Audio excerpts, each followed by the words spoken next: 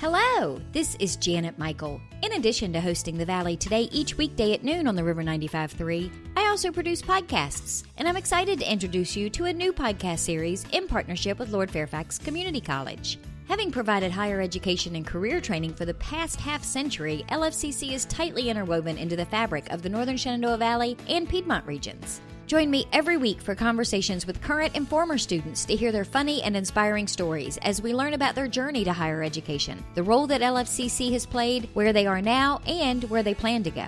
We'll also talk to current and former professors about their experiences and best memories of LFCC over the past 50 years. Get every single episode as they're released on our website at theriver953.com under the podcast tab, or you can subscribe for free in Apple Podcast, Google Podcast, on Spotify, Amazon Music, wherever you listen to podcasts. Just search for LFCC Stories.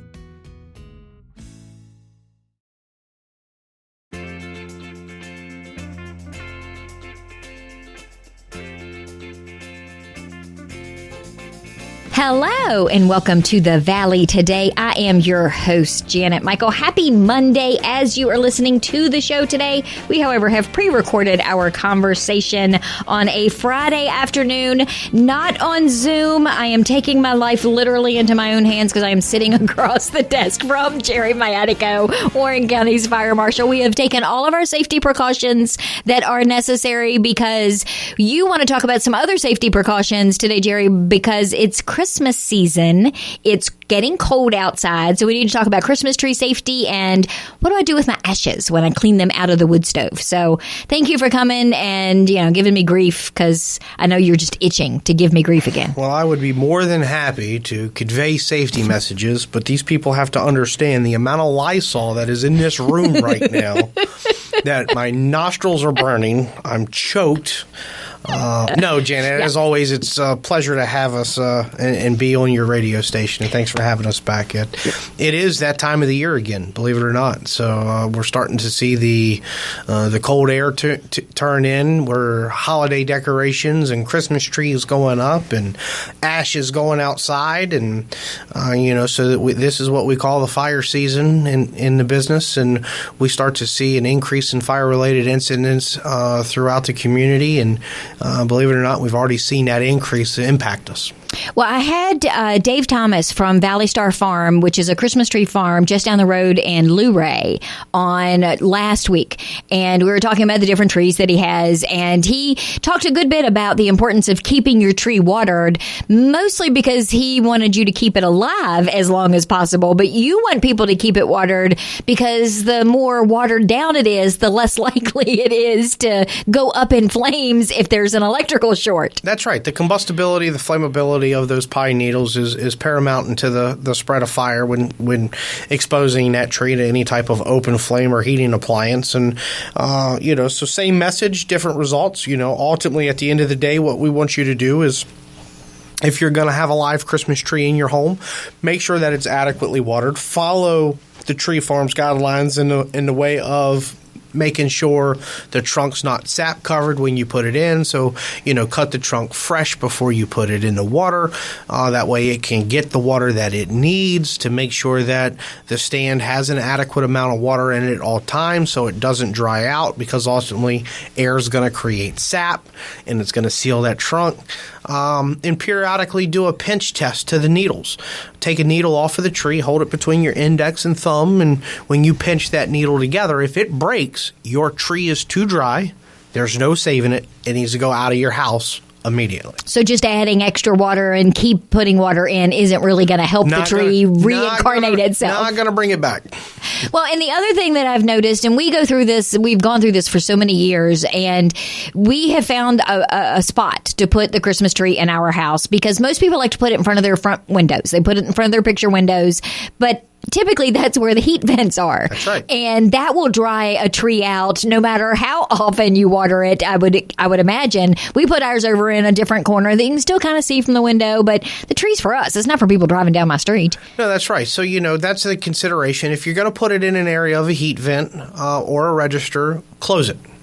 That's the safest way to do. Make sure doesn't have air directly blowing on the tree, drying it out. causing the water consumption even more. Make sure that it's stable to where it can't fall over into a heating appliance or on top of a register or on an ignition source. Make sure that ultimately it's decorated appropriately, so with UL listed lights, non-flammable, non-combustible materials, no open flames. So we still see people out in the world decorating Christmas trees with candles, real candles on the tree. Well, that's what they had before they had. I move the candles that I burn in my house to the other side of the room when the tree goes up, but. Yeah. Oh. So you start to see celebrations. We start to see the end table and the candle, and the animal knocks the candle closer to the tree. Not only do we have a higher risk of using a live tree in the home, but then we take all of these nicely wrapped presents and we stack around that tree, adding to fuel load. So in case we have a fire, we have frayed or spliced wires on the lights. I tell the story about, as a kid, we would tie so many Christmas lights together. We would keep blowing fuses, and my father taught us the old tinfoil trick and wrap the fuse in tinfoil, and it bypasses the fuse. That's just not safe, and don't do it. I should have never said that. But there are so many different things that we do as a society to celebrate this festive time frame, that puts us at a higher degree of danger. Tim always pulls all the lights out, spreads them out across the living room floor, checks each of them like he is a master electrician before he ever puts them on the tree in the first place. And if one of them looks a little wonky, he's like, we got to go get new lights. I'm like, we just bought new lights, but it's a trip to Target, so who am I to argue? Tim Griswold. Yeah, that's exactly what it is. It's Tim Griswold. I'm concerned now, and it's funny because you just mentioned this. This will be our first Christmas with a live tree and puppies.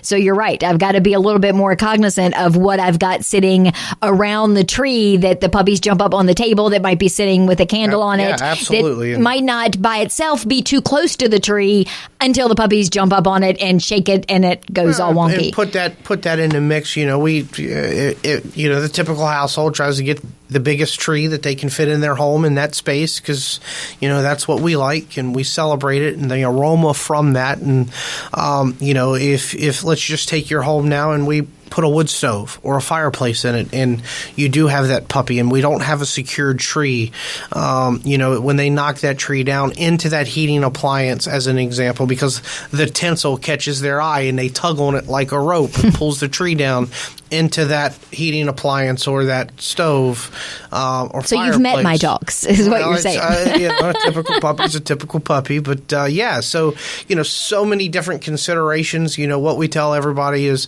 just use some just simple safety steps. Take it just a few extra moments, and it's going to let you have a long-lasting, enjoyable holiday. And then separate and apart from the tree, I see a lot of people who are doing outdoor decorations, especially this time of year in this particular type of year that we're having. So I've seen on the news where a lot of people that maybe were using artificial trees in the past have decided we're going to do a live tree this year for whatever reason, and they're doing a lot more outdoor decorations. And you mentioned Griswold a minute ago. I've seen what that power strip looks like when he tries to get all of those lights on his house. That's another safety concern that doesn't even involve the Christmas tree inside the home. So the typical electrical system of the home is designed to support the functions of the home. Right? So your typical and standard use, as we start to overload that electrical system, or we bypass the safety features in that electrical system, i.e. the fuse, holding or taping open breakers because it keeps tripping, what we're doing is we're bypassing those simple safety measures, and we're creating a recipe for disaster. So when you're going to decorate, and I was one growing up as a child, the more decorations, the better it was. And, you start stranding all of these strings together. You start bypassing those safety mechanisms. You might get away with it for a couple of years. You might do today, and it's not a problem, but you don't know about that faulty wiring in your home that's going to get overloaded, or that wire that was stapled to the 2x4 inside of your wall that you can't see, that you don't even know that's there, that overheats because of the amount of current that's going through it. So, the electrical systems, make sure your electrical system is designed for what you're doing, that you're not bypassing those safety steps, and you can have an enjoyable Christmas. Every Christmas light that you buy on the market today will tell you how many cords, how many strands of those lights you can plug in consecutively together on one circuit. I did not know that. That's because Tim Griswold cuts that tag off when he gets it out of the It's box. Clark. Yeah, Clark. Don't be calling it. Yeah, although he might like the but that's not for Christmas Vacation. That's probably for the other vacation movies, and he would appreciate that reference. And then the other thing too, I guess, and we've mentioned this a couple of times so far, is just paying attention to what you're using. If you have, like my grandmother always had those little plastic candles that she would put in every window in the front of the house. She would always plug them in every year. I swear to you, they were 112 years old. I don't even know how she had light bulbs in them back before there were light bulbs. At some point, you do have to look at maybe putting some of those older decorations aside and getting new ones. Yeah, the more you use, these are appliances, these are devices that are designed to be used for 15 days out of the year, not continuous, consecutive. I'm kind of, New Year's hits. That's when the lights come down. Yep. You go out, you drive down the road months later, you see Christmas lights still hanging in trees, still plugged up. People love the season, right? Now more than ever, you can buy your Christmas decorations before you even eat your turkey for, before you even buy your Halloween costume this year. So when you look at that we're using them more. We're using different types of decorations. We're manufacturing our own decorations, and those are some of my favorite ones, right? But when you do that, when you take that silhouette and you're going to put Christmas lights around it, you got to make sure you're using outdoor rated Christmas lights, for example, because if you use an indoor strand, it's not protected from the moisture like an outdoor strand would. Water, electricity, they usually don't go well together.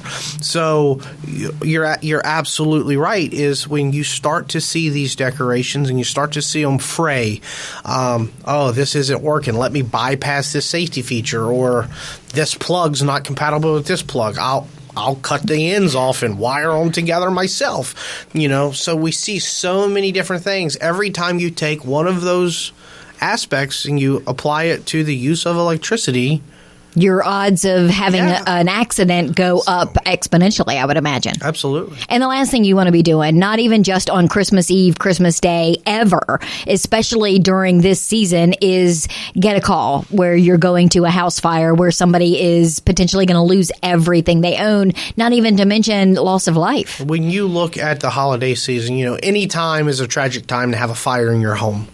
The ones that really cause our hearts to sink in our chest and emotional over it is when we see the Christmas Eve, the Christmas Day fire incidents, the decorations around the tree, and trying to salvage just a little bit of Christmas presents out from underneath of the tree after the room's been gutted by a fire.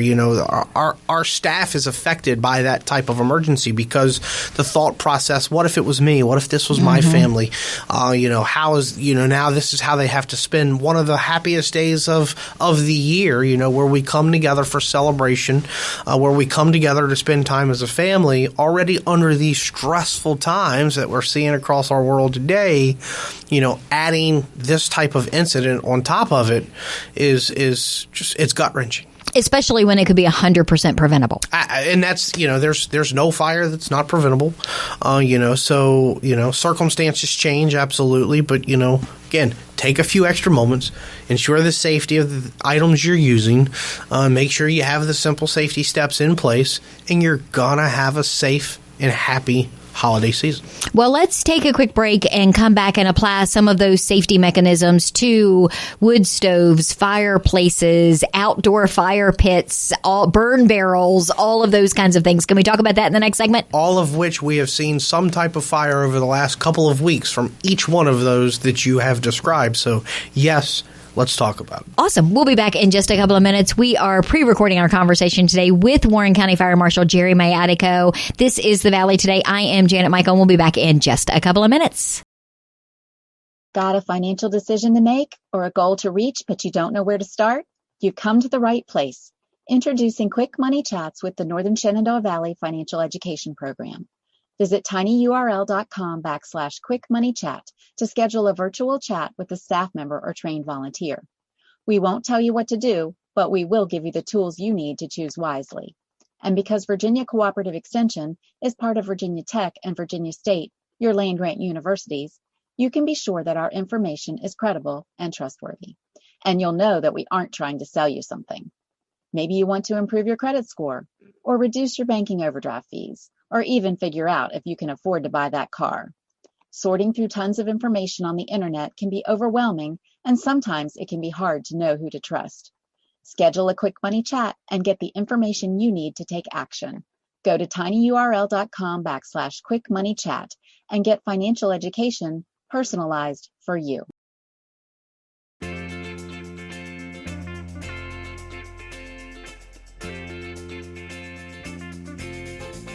Welcome back to the Valley today. I am your host, Janet Michael. Happy Monday as you are listening to the show today. We, however, have pre-recorded our conversation over the Zoom. See, I am so used to saying over the Zoom. I am in person in the studio pre-recording today with Warren County Fire Marshal Gerry Mayatico. And I warned Gerry before we came into the studio to start recording that I had Lysoled the place down. He complained a little about it at the beginning, but it's kind of dissipated now. I don't know if that means we're less safe sitting here, or if it just means that it hasn't dissipated at all. My eyes are still watering.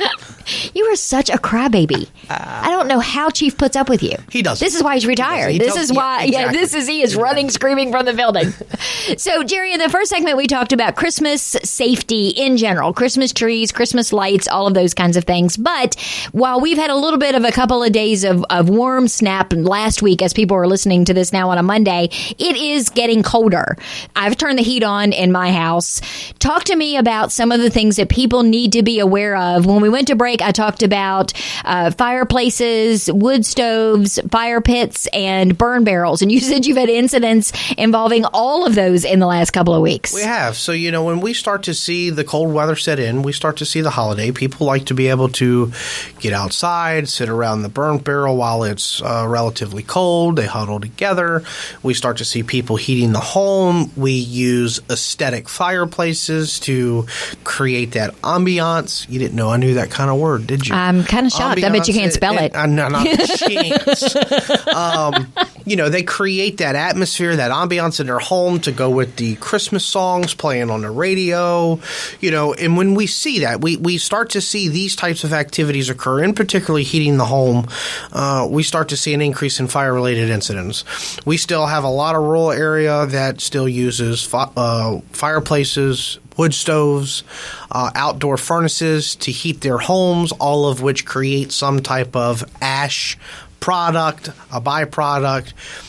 We start to see neglecting cleaning the chimneys associated with that. Should you do that every year? Is that something that should be done every year, or is it every other year? I mean, how often should you have your chimney swept in order to make sure that it's safe? You need to do it as often as required.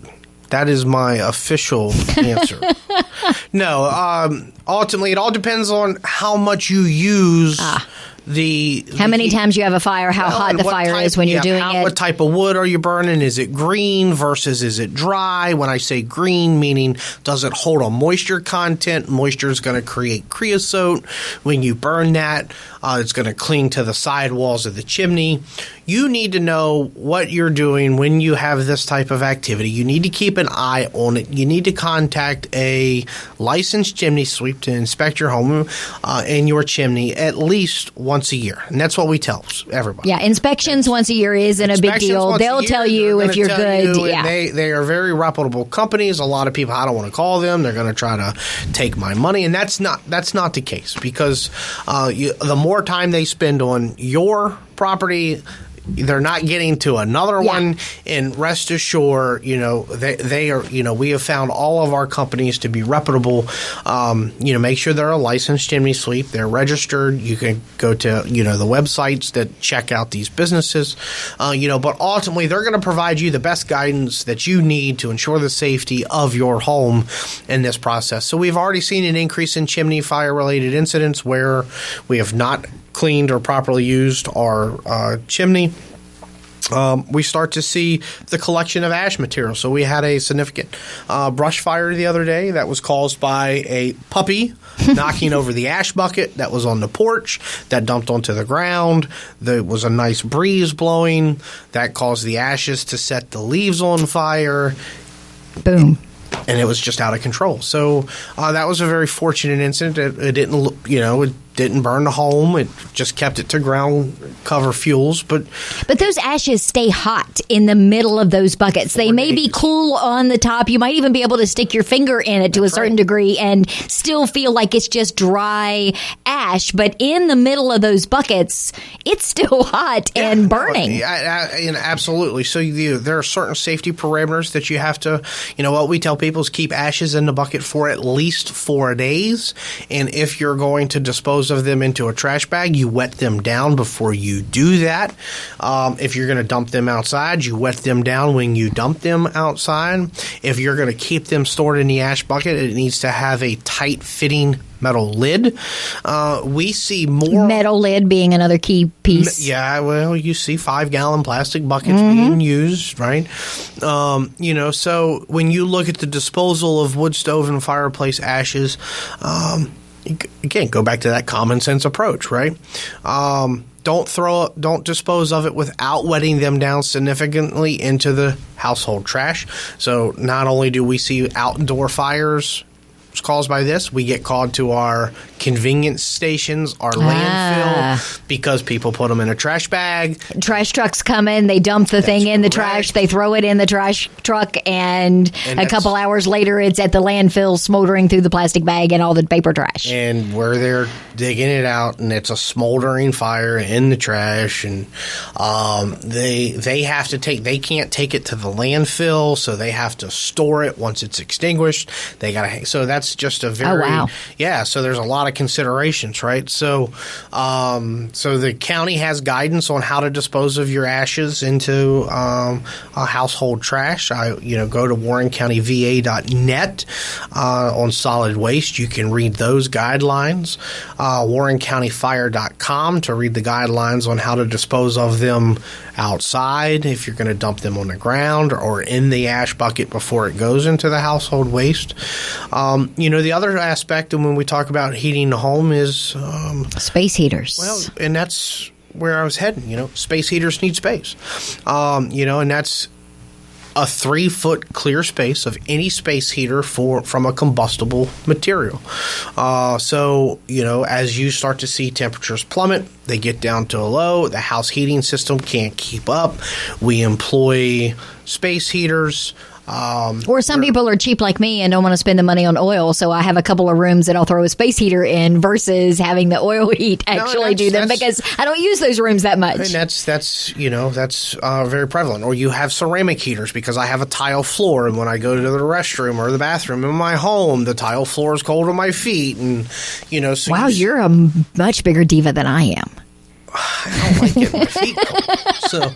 But when you look at those different types of aspects, we start to see an increase in heating-related fires in the home because of space heaters, because we don't give them the space, because somebody goes out and gets a couple new puppies, and they're not used to recognizing that, hey, these things should have a tip switch on them. So if the puppy knocks the space heater over, it'll automatically cut off the heating appliance, and it won't sit there continuously running and burning a hole in your mind running, right? Well, because they run through the house like they own the place, and they're a bunch of banshee mongrels. They do own I can see them catching a cord and not catching it enough to pull it out of the wall, but catching it enough to tip over a space heater, and then it laying on the floor until it burns through the hardwood floor or the carpet, which is even more dangerous. Quicker up against a couch, upholstered chair, something of that nature. So, so when you look at that, make sure that your heating appliance has a tip switch. Make sure it's rated for what you're doing. We start to see, just like you talked about with Christmas safety. Plugging stuff into plugging stuff in. So, for example, a space heater should be plugged directly into the outlet, not through extension cord usage. Or a power strip. It's not designed for that rating, right? So it's not going to conduct enough. So it's going to overload that extension cord, that power strip. So it needs to be plugged directly into the wall. We put a space heater here today, and I have ample room around it. But during the holidays, the more presents I start putting up, I get a little closer and closer and closer to that space heater. In addition to baseboard heaters are still prevalent in our community. So we have a lot of homes with baseboard heat, so we start putting our decorations around our baseboard heaters. That is just like a space heater. The couch directly up against the wall, that has the baseboard heater. The item that fell behind the couch, the stuffed pillow, that type of thing. So, this is a very hazardous and dangerous time if you don't do it right. The decoration aspect, the heating of your home aspect, but above all else, out of all of these scenarios, we have a reactive measure that we can employ in the home to ensure your safety in the event of the unthinkable, and that's a working smoke alarm. So this time of the year, it's utmost important to check your smoke alarm. Make sure your smoke alarm has a functioning battery in it when you press the test button, because you should be pressing that button at least once a month. I have a reminder set in my phone thanks to you. Every month it goes off and says check the smoke alarms, just because of you. So what you do is you look at your phone and say, Jerry, you swipe off of it and you forget to do the smoke alarm. Well, that does happen. That does happen sometimes, but it's also nice because then I got to go find a broom handle because I can't reach it, and I got to find something that I can reach to be able to do it. I know exactly how it goes off, and you holler out, Tim, you need to check the smoke alarm. Jerry said. But, you should be testing your smoke alarms at least once a month. That's going to help you ensure that they are working. People ask me, what's the best type of smoke alarm for my home? The answer is simple. A working smoke alarm, and you only know it's going to work if you test it at least once a month. It's also the time right now where we forget that we need to stock up on batteries because we have little ones in the home, and we're going out and Santa Claus is getting us toys, and Santa Claus forgets to bring us batteries with the toys, and this toy needs a 9-volt battery. All of the little remote control things take the 9-volt. Costco has them on sale right now, people, just so you know. So the other adage for this time of the year, never borrow the battery out of the smoke alarm. A lot of the new smoke alarms, though, now have the lithium batteries in them that will last a whole lot longer, which makes it a little bit easier and less likely that you're going to steal one to put it into a toy. That's right. And that's pretty much going to be industry standard for smoke alarms in the foreseeable future. 9 volts will get phased out. If you have a 9-volt smoke alarm, you need to make sure that you don't take the battery out of it.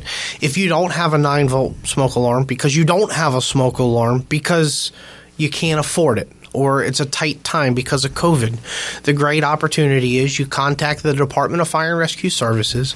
We provide you a smoke alarm. It's a 10-year tamper-proof lithium-ion battery. Not only will we put it in your home for free, you never have to change the batteries for the lifetime of the smoke alarm, and that's 10 years.